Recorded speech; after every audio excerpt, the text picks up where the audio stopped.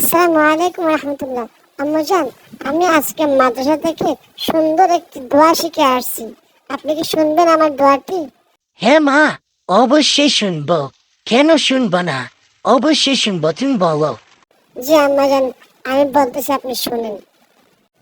খাওয়ার শেষে এই দোয়া পড়িতে হয়, আলহামদুলিল্লাহিল্লাযী আত'আমানা ওয়া সাকানা ওয়া জাআলানা মিনাল মুসলিমিন।